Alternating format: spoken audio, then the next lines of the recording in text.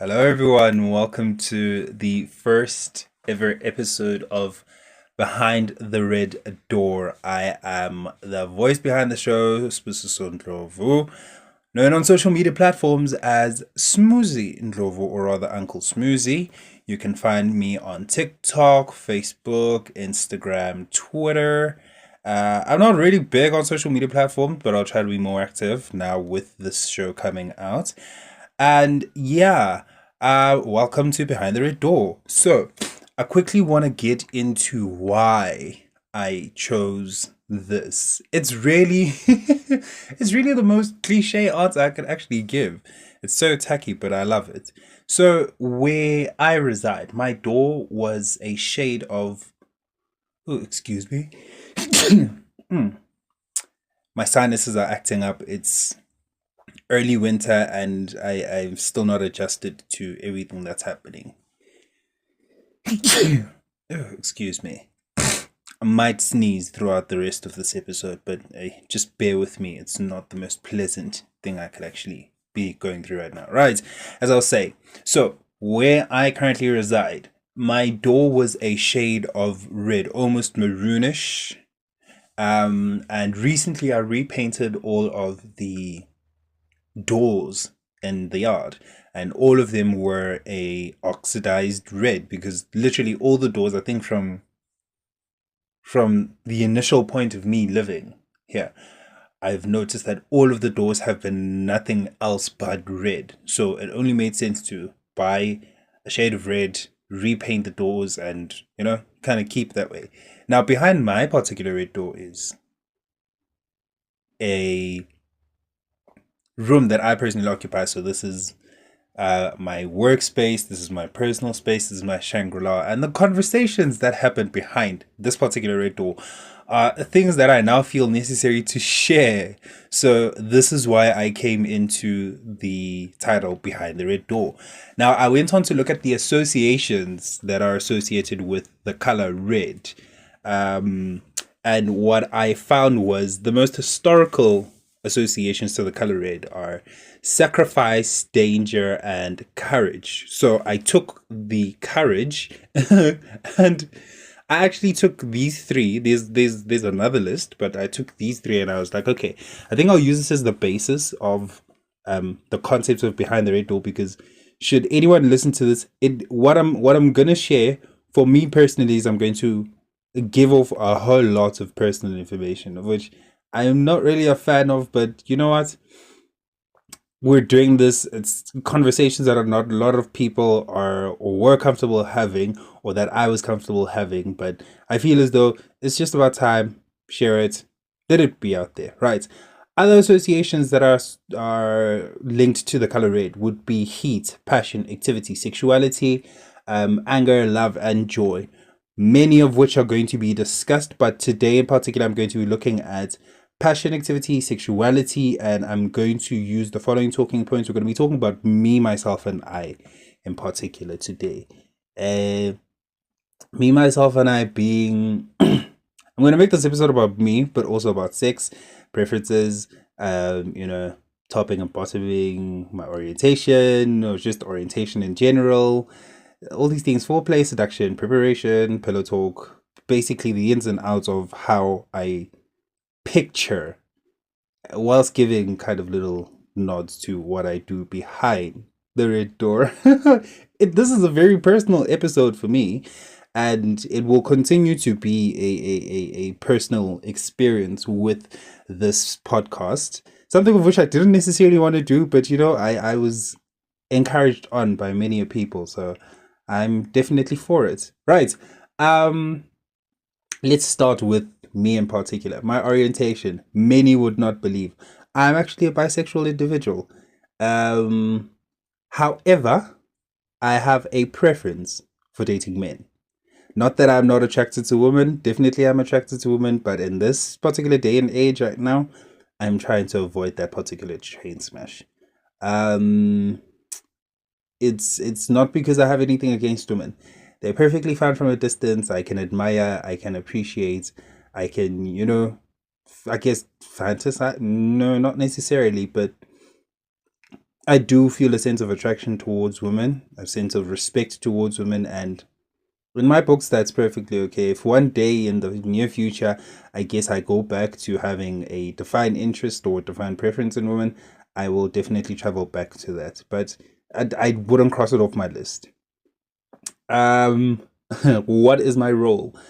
I am a versatile individual. So, which means in the premise of sex, I top and bottom, which now brings me to this. I prefer it that way, you know.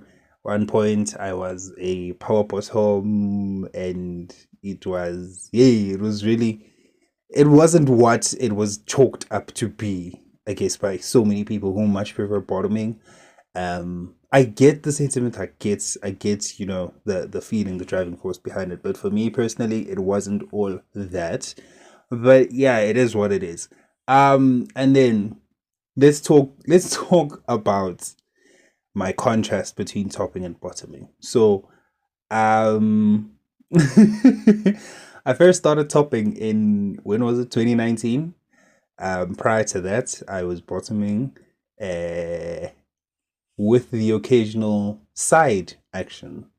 So side action would be non-penetrative sexual fun, which would include fellatio, kissing, touching, all those little nitpicks that usually form a part of foreplay. So those would then be things that I would do when I have a side interaction, of which I still do have on a regular.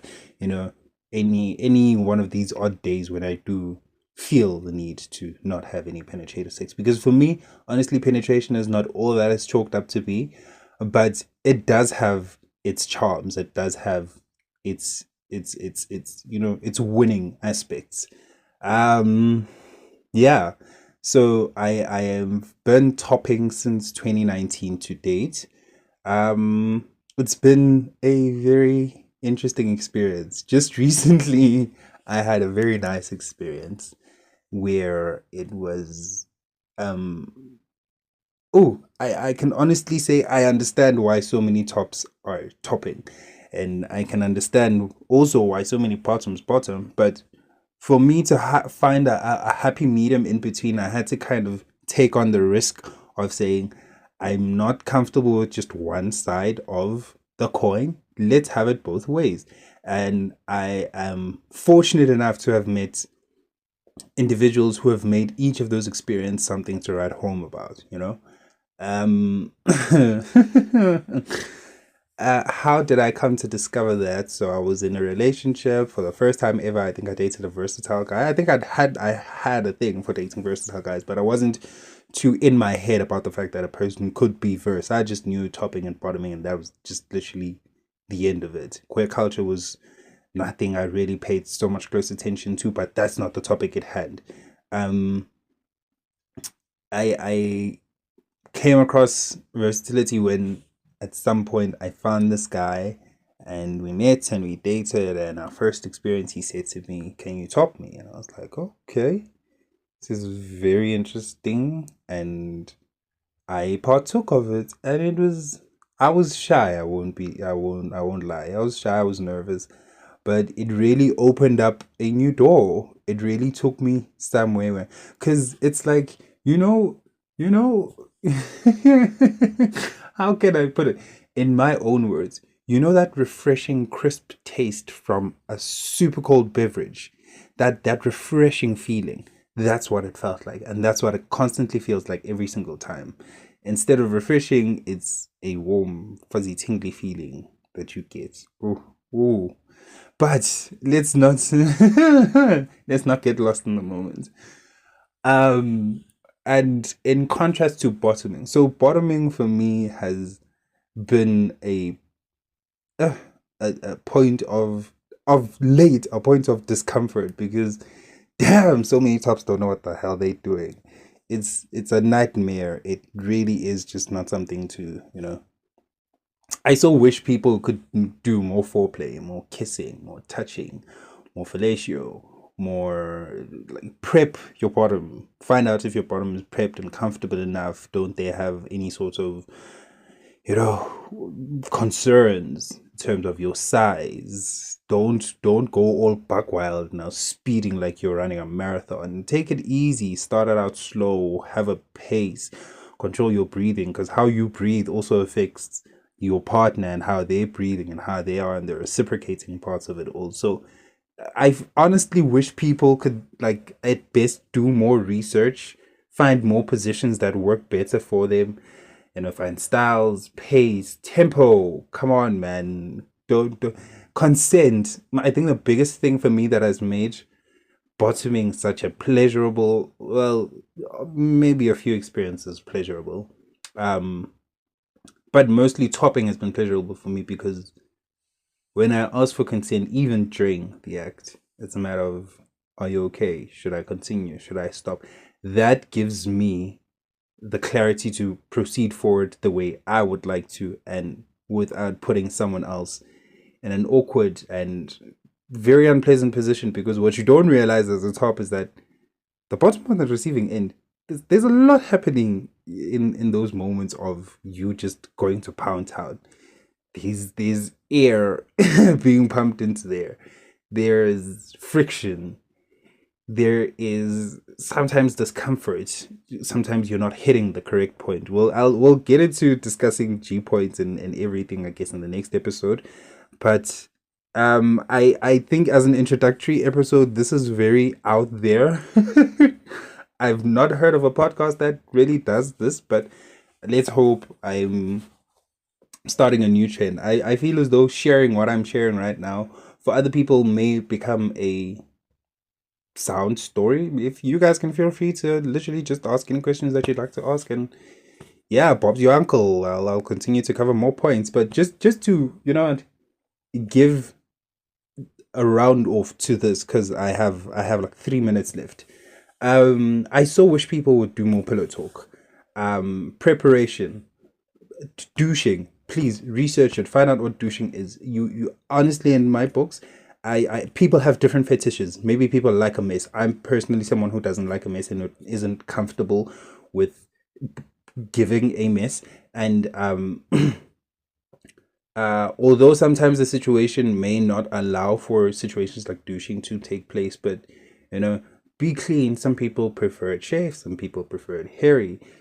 Some people prefer body odor. Some people don't. Kind of investigate, find out what works for another person. Some people prefer rimming, which is great, and in no way is unhealthy. It doesn't carry any sort of health risks.